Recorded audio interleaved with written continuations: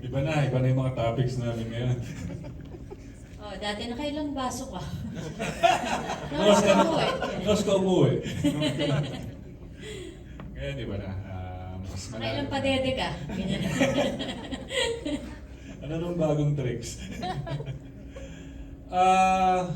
Pero sa trabaho, ano na yung mga na-discover niyo ulit sa isa't isa with this series? Iba na naman to eh. Tingin ko iba na naman to sa dami na ng pinagdaanan namin, from light to romance to comedy to gag show. Ito, itong huli I natin. think ito yung pinakaseryoso natin, or darkest siguro, no? Na nagawa. Hindi kami nagigitian. Nag-romcom na kayo, Oo. nag-ano di ba? Magaling tong project na to para sa amin kasi mas natitest pa namin yung isa't isa. Gaya nga na sinabi ng Jerica kanina na hindi na kami yung tipo na magkakapaan pa paggagawa ng scene. Sa isang bitaw ng tono ng boses niya, parang maalam ko na kung paano ko sasabayan sa boses ko, alam niya paano sa delivery ko. Dito mas ano yun, mas na-challenge kami, mas lumabas yun. Dahil mas malalim yung problema eh. Mas malalim yung pinagdadaanan ng character ko. Marami kami lahat ng characters, maraming mga sikreto, may mga katotohanan na nasa loob lang nila lahat. So, yun, mas challenging sa amin dalawa. And dito lang sa show na to na parang nakakakita siyang sa tingin ko nung humingi ako ng tulong. Pagka nababansin niya ako na hindi ako komportable pa, mahirap yung mga next na gagawin kasi, throw lines na gano'n siya sa akin. Totoo, Angge? Yes.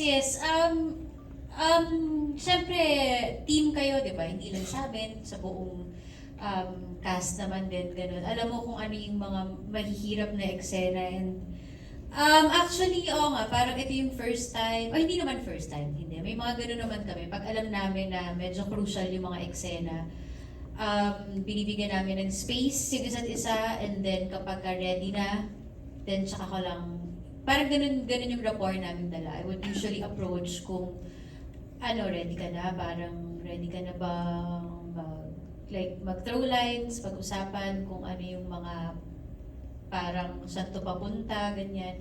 And feeling ko, ganun na rin kakomportable si Z kasi parang kaya na niyang mag-open up minsan may mga questions siya na, halimbawa magbibigay ng direction sa Direcona na parang minsan maguguluhan siya. So ano yun? Anong gagawin ko? Parang, hindi. Feeling ko ano ka lang. Mas ganito lang. Yung kalmado ka lang talaga. Tatay ka lang. Yung wala ka munang gusto ipakita. Alam mo yung gano'n? Siguro noon mas may ego pa na, baka pag nagtanong ako, sabihin hindi ko kaya yung eksena. And ngayon, we're very comfortable with each other. Kahit ako, ganun din ako sa kanya. Kapag kami mga agam-agam ako, parang, tama ba yun? Okay lang ba yung ginawa ko? Kasi nga siguro, parang package deal na kaming dalawa eh. Lagi na lang kaming nakikitang magkakasama sa isang project eh. Pero extra challenge siya sa inyo pareho na syempre meron kayong anak na di ba, na may disabled, deaf and mute.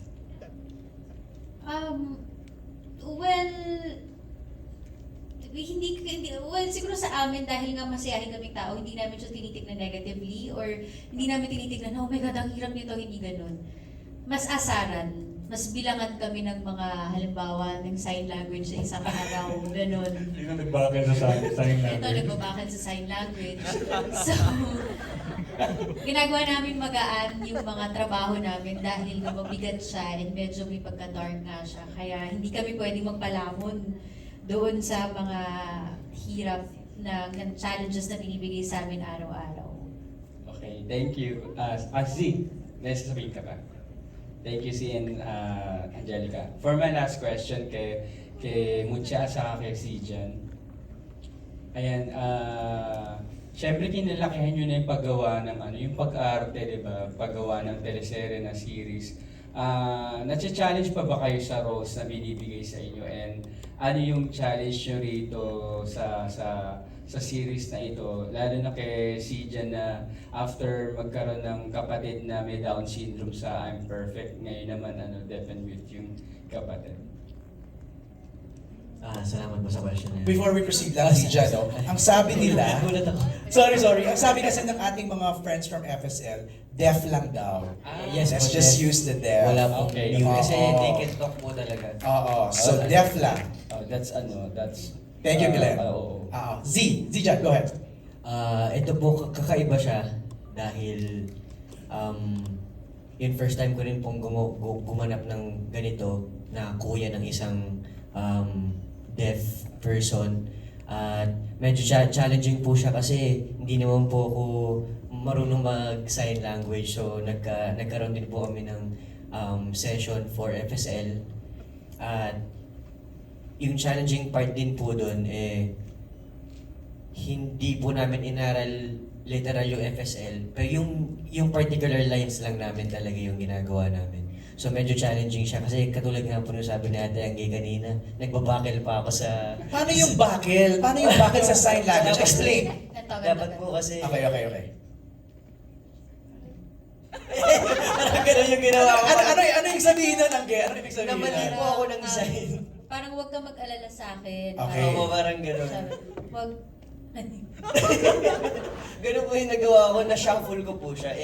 Pag namali ka po ng isang sign, iba na po ibig niya sabihin. So, kailangan po talaga, kung ano yung itunuro sa'yo, yun yung ibibigay mo. So kung nasa eksena kayo, tapos nagbakal siya, Angge, alam mong mali yung sign language, nag-react agad. Tumatawa lang po. Magtitinginan kami, tapos magpipigilan kami ng tawa kasi parang, mali yun ah.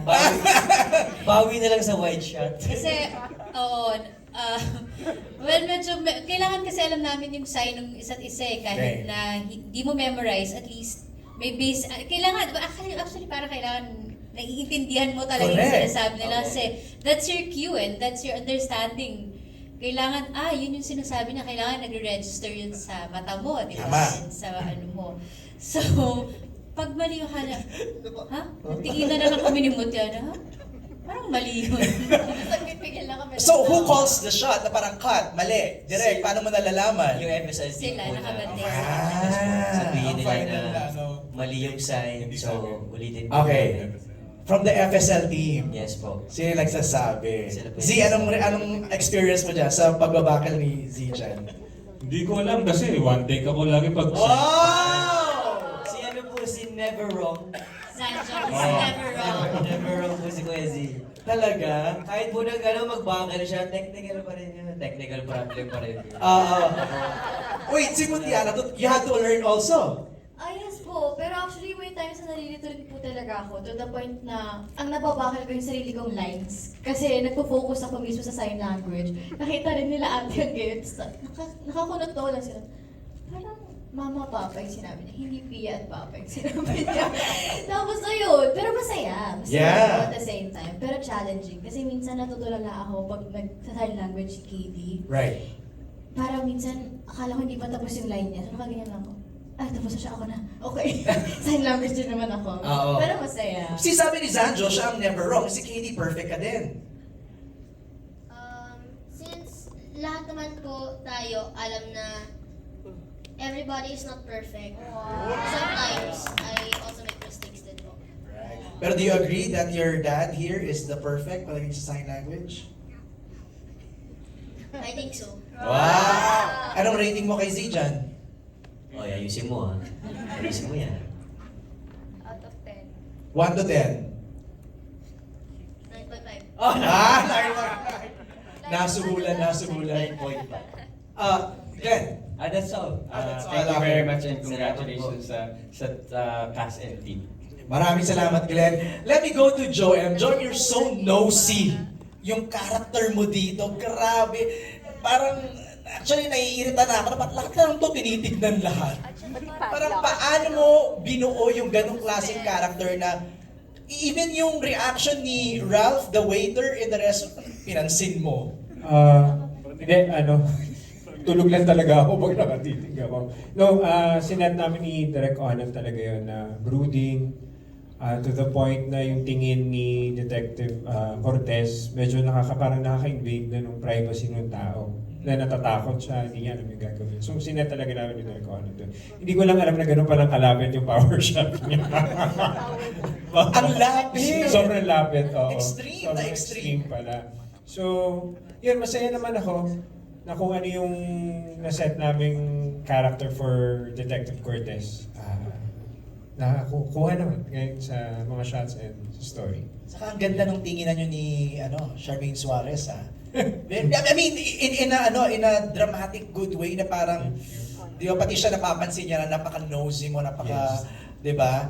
Ang ganda. Thank you. Tommy, nakita ka na ba namin kan sa episode 1? Saka si Karina, no?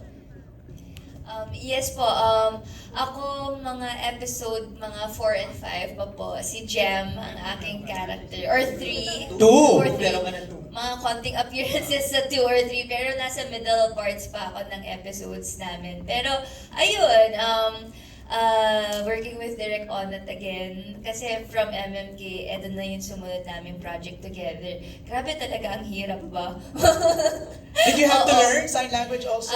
No, hindi na po. Okay. Oo, pero the character is still very deep and ang dami din yan talagang layers and mapapa-oo ka talaga kasi super challenging pero at the same time as an actor, actress, talagang yun yung dream to explore more, to dive deeper into ano pang kaya mong range Right. sa acting. Right. Tommy naman is the son of Joem. Tama? Yes Tommy? po, Yun. Okay.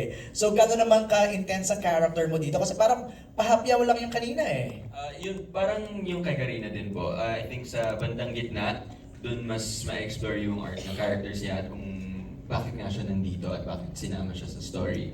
So yun, abangan nyo na lang at yun lang masasabi ko. Excited ako mapanood nyo. Alright. Our next question is from Reggie.